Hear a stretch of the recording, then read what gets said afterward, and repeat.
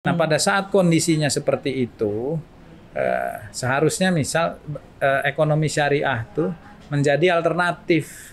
Oke. Pada saat katakan tadi tertekan, mantap dan lain-lain, maka ekonomi syariah itu bisa jadi alternatif untuk mengcover ekonomi konvensional yang saat ini sedang katakan prihatin tadi.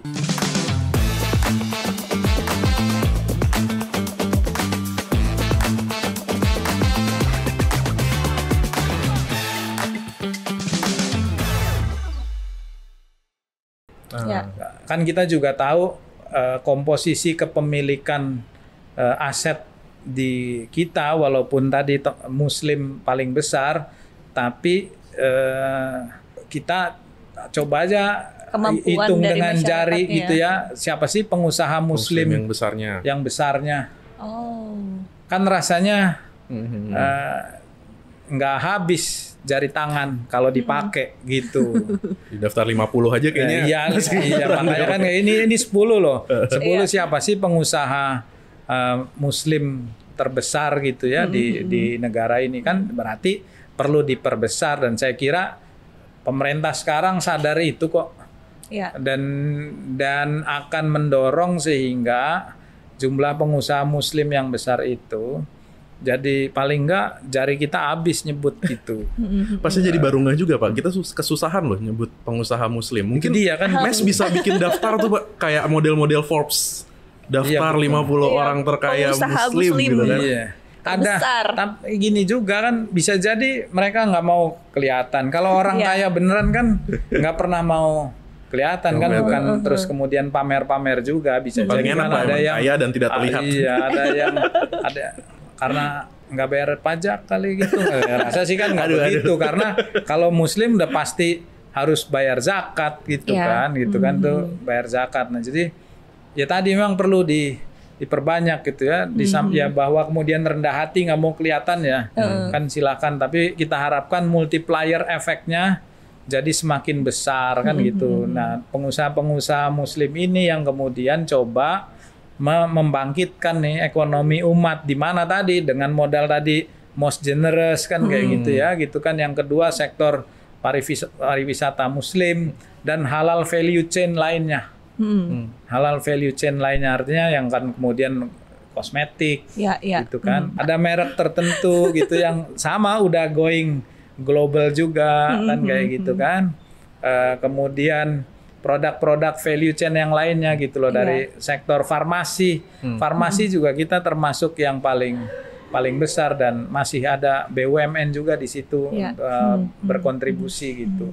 Ini yang perlu digali lebih lanjut. Pak, tapi jadi pertanyaan nih Pak, ngomongin soal ekonomi masyarakat Indonesia saat ini. Pokoknya headline-nya ya Pak ya, kalau di ekonomi kan dalam beberapa waktu terakhir tuh kayak daya beli masyarakat tertekan, ekonomi lagi challenging gitu kan, lagi penuh tantangan. Makan tabungan. Iya, makan tabungan tuh sering banget CNBC yang nulis beritanya makan tabungan, mantap gitu. Nah, tapi pertanyaannya tuh Pak, ini tuh kayak ayam sama telur nggak sih Pak? Maksudnya kayak ekonominya secara keseluruhan ini harus bagus dulu baru dia bisa nge-boost ekonomi syariah, atau sebetulnya ada perspektif lain? Iya, nah gini, tadi yang menarik tuh challenging gitu. Nih, nyebut, saya kadang juga nyebut kalau rapat ya kita bikin target gitu. Target tuh pasti challenging kan ya? Iya. Nah, karena katanya, singkatannya tuh challenging tuh targetnya celeng, dapatnya anjing, ya kan? Jadi targetnya lebih tinggi ya yang didapat enggak seperti yang di ini. Tapi kan tetap sesuatu yang masih bisa dicapai dan realistis. Nah pada saat kondisinya seperti itu, seharusnya misal ekonomi syariah tuh menjadi alternatif. Pada saat katakan tadi tertekan, mantap dan lain-lain, maka ekonomi syariah itu bisa jadi alternatif untuk mengcover ekonomi konvensional yang saat ini sedang katakan prihatin tadi. Gitu. Jadi nggak perlu dipertentangkan atau antara telur sama ayam. Kalau saya suruh milih telur sama ayam, saya makan dua-duanya, ya nggak kan enak semua kan gitu ya, baik telur maupun ayam kan gitu. Jadi saya kira bisa pada saat yang sama itu didorong sehingga pada saat tidak tercapai dari yang konvensional maka di cover oleh yang syariah. Tapi logikanya gimana tuh Pak? Apakah artinya balik lagi ya, kalau ekonomi syariah kan kita kenal ada yang namanya ziswaf tadi kan, zakat, infak dan lain sebagainya gitu kan. Apakah artinya si ziswaf ini lah yang bisa jadi potensi untuk bisa menggerakkan perekonomian secara keseluruhan? Iya betul. Nah, karena begini, ketika contoh deh sederhana baru kemarin kan kita ribut nih urusan pajak, naik nih. Ya kan, dari berapa? 11, 12. Jadi 12 misalnya. Kalau urusan pajak pasti berdebat. Tapi urusan zakat gitu ya. Kalau kita urusan zakat nggak akan berdebat karena itu udah perintah Tuhan, udah kewajiban gitu. Kita kan nggak pernah kemudian mendengar bahwa akan ada perdebatan tentang zakat walaupun memang berbeda dengan pajak. Kalau zakat tetap aja angkanya kan nggak akan naik Pak. Dari zaman Nabi sampai sekarang ya 2,5% itu angkanya tetap kan kayak gitu, angkanya tetap gitu loh. Nah artinya apa? Ketika seseorang mempunyai kemampuan yang lebih besar, kesejahteraannya meningkat gitu ya, kesejahteraannya meningkat, maka zakat yang dibayarkan itu lebih semakin besar. Tetapi ketika untuk masyarakat tertentu yang mengalami kesulitan dan kemudian katakan pendapatannya turun misalnya, kemudian turun, maka kewajiban zakatnya pun bisa jadi nggak harus bayar atau ya tadi juga sama menurun gitu ya. Nah, yang nggak bayar zakat akan di-cover oleh mereka yang bayar zakat. Mustahik ini di-cover oleh mereka yang bayar zakat dan bayar zakatnya misal makin banyak tadi.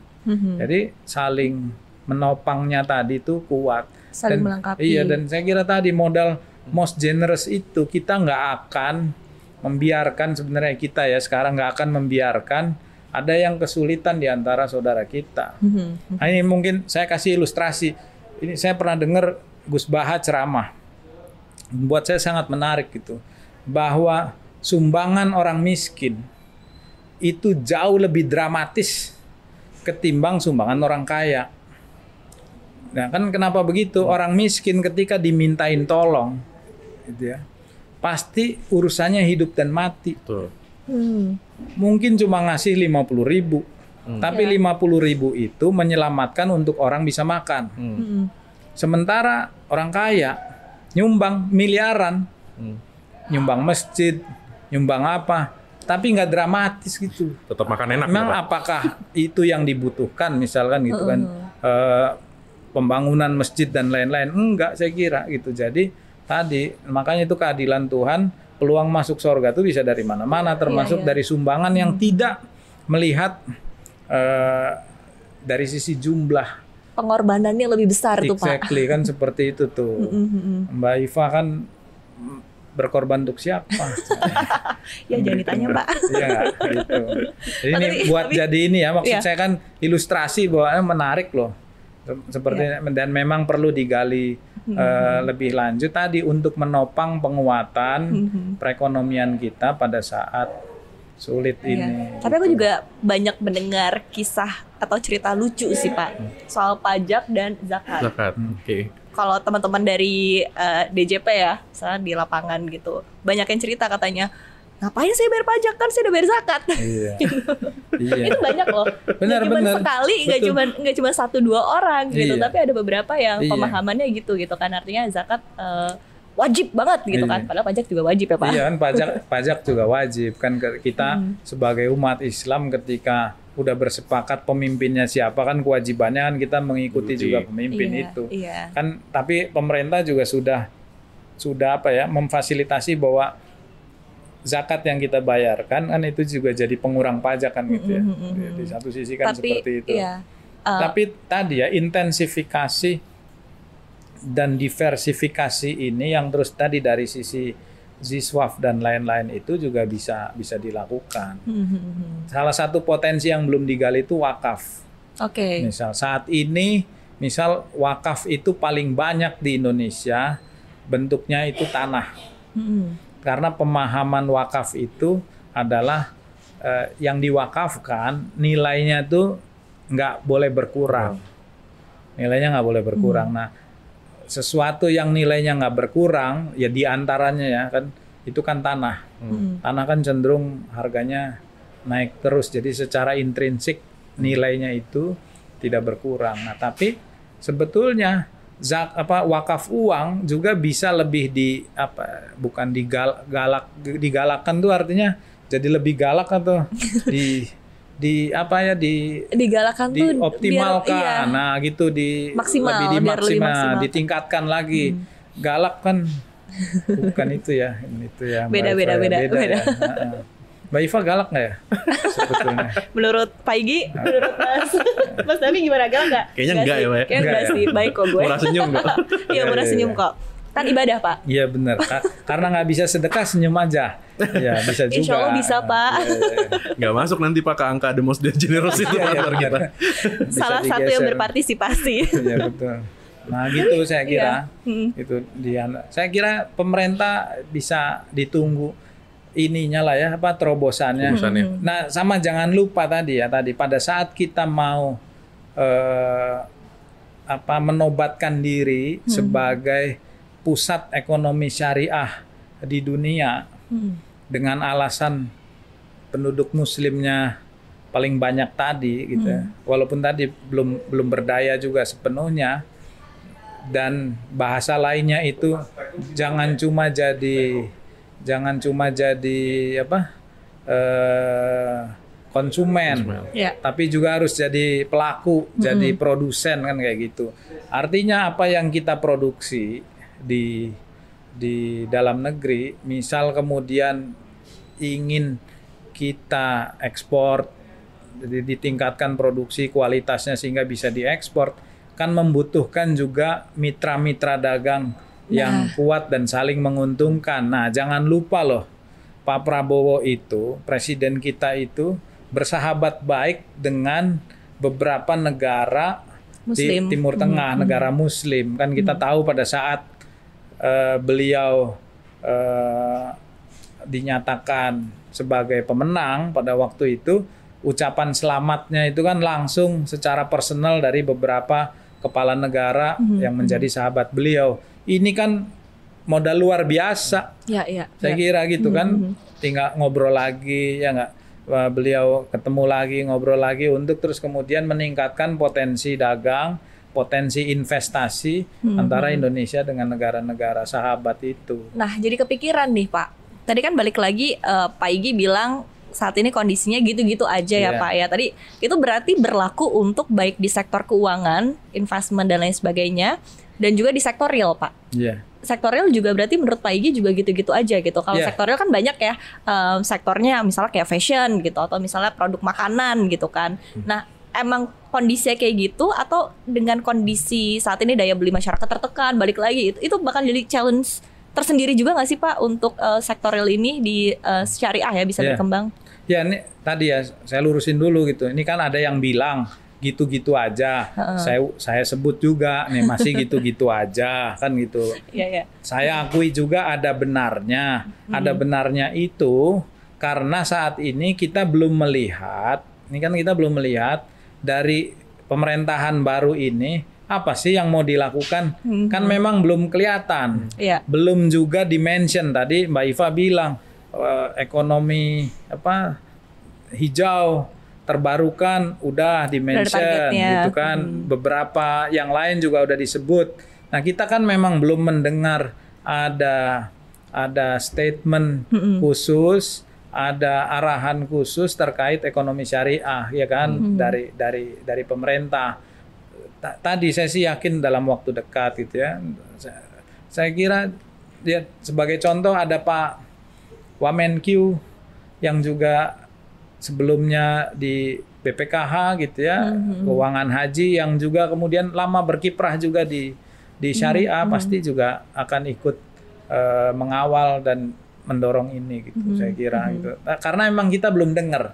Nah tapi kan tadi di sisi lain ya sabar dikit kali kan gitu kan. Kalau sabar banyak, sabar gitu. Berapa harokat saya harus sebutkan gitu kan biar agak panjang gitu. Ini harusnya kita tanya Mas Davi juga Pak Igi, karena Mas Davi juga kan yang menyortir nih berita-berita soal ekonomi syariah. Iya, ya nggak tahu Mas Davi.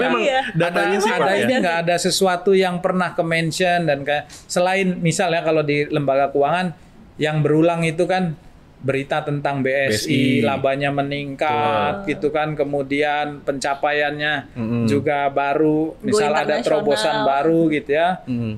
Emang saya agak setuju juga sih Pak sama ya gitu-gitu aja karena secara posisi kita emang naik tuh peringkatnya dari 10 ya kalau nggak salah awalnya ya 5 tahun lalu ke posisi 3. Tapi kok kalau ngelihat market share di finansial kok angkanya masih kisaran 10 apa di bawah 10% bahkan sekarang kan ya. Terus sumbangsi ke PDB juga kok yang nggak signifikan juga. Nah ini ada apa sih nih? Sementara yang digembar-gemborin terus kan 80% populasi muslim Indonesia 200 berapa tuh 20-30 juta. Itu kan besar banget gitu. Nih, apa sih masalahnya sebenarnya? Nggak gini. Gitu-gitu aja itu dari posisi terakhir yang sudah dicapai. Tapi kita nggak boleh menafikan juga bahwa progresnya dalam 10 tahun terakhir itu udah luar biasa. Sudah bagus. Tetapi kita ngerasa itu belum optimal. Betul, Pak. Dengan kondisi bahwa mayoritas muslim terbesar dan lain sebagainya itu harusnya jauh lebih keren dari ini, jauh lebih besar dari ini. Gitu. Pak, tapi negara peers kita tuh gitu-gitu aja juga atau nggak? Apa cuma terjadi di Indonesia aja nih Pak? Negara yang lain ya sebenarnya sama ya kan, kita juga coba lihat ada terobosan baru nggak sih di dunia ekonomi syariah? Kalau bicara 2 tahun terakhir ya rasanya juga memang sama-sama aja. Sama-sama aja kan, kita belum melihat misal ada inovasi produk baru gitu kan. Ada inovasi misal di lembaga keuangan itu ada hal yang baru gitu. Tapi di Indonesia justru akan dimulai baru kan. Tadi ya memang karena kita masih terbesar tuh ditopang oleh sektor perbankan syariah gitu. Seperti BSI tahun ini kan memulai mengenalkan bank assurance syariah. Itu sesuatu yang baru kan, harus diakui juga sesuatu yang baru. Nah, tapi tadi secara makro, secara nasional ada terobosan penting yang bisa dirasakan langsung oleh umat, oleh publik. Ya memang harus diakui belum ada lagi, belum ada gitu ya.